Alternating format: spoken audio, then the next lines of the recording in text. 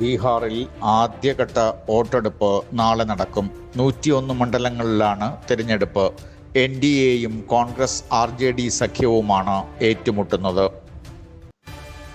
തിരുവനന്തപുരം കോർപ്പറേഷന്റെ ഭരണം ഇത്തവണ പിടിക്കുമെന്ന് ഉറച്ച വിശ്വാസം പ്രകടിപ്പിക്കുന്ന BJPയുടെ സ്ഥാനാർത്ഥി പട്ടിക നാളെയോടെ തയ്യാറാകുമെന്ന് സൂചന. മേയർ സ്ഥാനത്തേക്ക് സാധ്യതയുള്ള മുൻ ജില്ലാ പ്രസിഡന്റ് VV രാജേഷ് കവടിയാർ മത്സരിക്കും.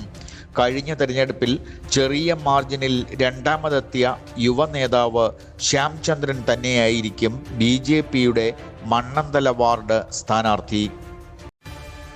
മദ്യപൻ തിരുവനന്തപുരത്ത് ട്രെയിനിൽ നിന്ന് ചവിട്ടിപ്പുറത്തിട്ട ശ്രീകുട്ടിയുടെ നില അതീവ ഗുരുതരമായി തുടരുന്നുവെന്ന് ഇന്നും മെഡിക്കൽ റിപ്പോർട്ടുകൾ. ഇതേസമയം ട്രെയിനിൽ വിവിധ തരത്തിലുള്ള ആക്രമണങ്ങൾ വർദ്ധിക്കുന്നതായി പരാതിയുണ്ട്. സംസ്ഥാനത്ത് തീവ്ര വോട്ടർ പട്ടിക പരിഷ്കരണത്തിന്റെ ഭാഗമായി BLOമാർ വീടുകളിലെത്തി വിവരങ്ങൾ ശേഖരിച്ചു തുടങ്ങി.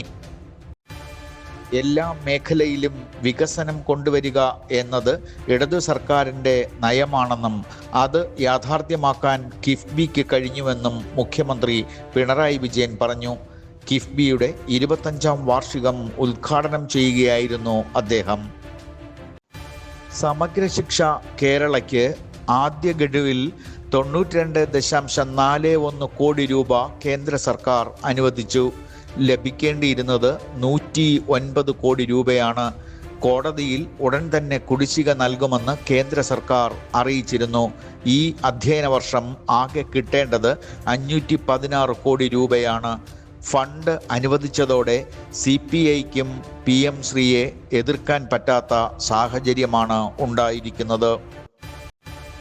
കേസുകൾ ധാരാളം നിലവിലുള്ള റാപ്പർ വേടന് ഗാനരചനയ്ക്കുള്ള അവാർഡ് നൽകിയത് ശരിയല്ല എന്ന ആക്ഷേപമുയർന്നു.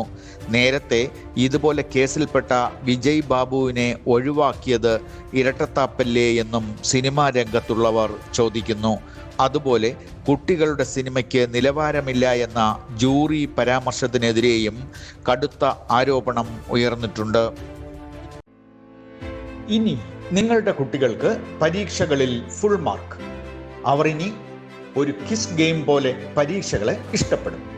വിദ്യാർത്ഥികൾക്കിടയിൽ തരംഗമായി കൊണ്ടിരിക്കുന്ന പ്രാക്ടീസ് എക്സാം ആപ്പ് ഡൗൺലോഡ് ചെയ്യുവാൻ പ്ലേ സ്റ്റോറിൽ ഗ്ലോബൽ ഗേറ്റ്വേ എന്ന് ടൈപ്പ് ചെയ്യുക. സബ്സ്ക്രൈബ് ചെയ്യുമ്പോൾ ഡിസ്കൗണ്ട് ലഭിക്കുവാൻ ഈ നമ്പറിൽ ബന്ധപ്പെടാം. തിരുവനന്തപുരത്ത് 15 സ്ഥാനാർത്ഥികളെ കോൺഗ്രസ് രണ്ടാം ഘട്ടമായി ഇന്നലെ പ്രഖ്യാപിച്ചു. ശബരിനാഥൻ തന്നെയാവും മേയർ സ്ഥാനാർത്ഥി. യൂത്ത് കോൺഗ്രസ് ജില്ലാ പ്രസിഡന്റ് നേമം ഷജീർ നേമത്ത് മത്സരിക്കും. മൂവാറ്റുപുഴയിൽ ബിഷപ്പിന്റെ കാറിനു നേരെ ആക്രമണം. ലോറി ഓടിച്ചു വന്ന് തടഞ്ഞ് ഹെഡ്ലൈറ്റ് അടിച്ചു തകർക്കുകയായിരുന്നു. Bishop Joseph കൊല്ലംപറമ്പിലിന് പരിക്കൊന്നുമില്ല. ദില്ലിയിൽ വായു ഗുണനിലവാര സൂചിക എയർ ക്വാളിറ്റി ഇൻഡെക്സ് 403 കടന്നു.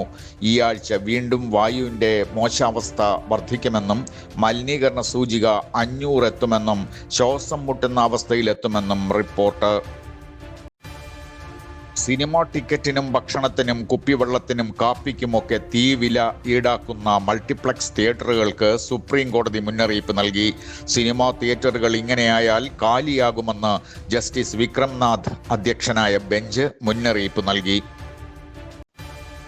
മണ്ണന്തല നാലാഞ്ചിറ കോട്ടമുകൾ റോഡിൽ ഓടിക്കൊണ്ടിരുന്ന ബസ്സിൽ നിന്ന് തെറിച്ചു വീണ് നാലാഞ്ചിറ സെന്റ് കൊറേറ്റി സ്കൂളിലെ റയാന് പരിക്കേറ്റു. കൈക്കും കാലിനും തലയ്ക്കും ഗുരുതരമായി പരിക്കേറ്റ കുട്ടി ആശുപത്രിയിലാണ്. വാർത്തകൾ ഇതുവരെ ഇവിടെ പൂർണ്ണമാകുന്നു. കൂടുതൽ വാർത്തകളുമായി വീണ്ടും കാണാം. നമസ്കാരം.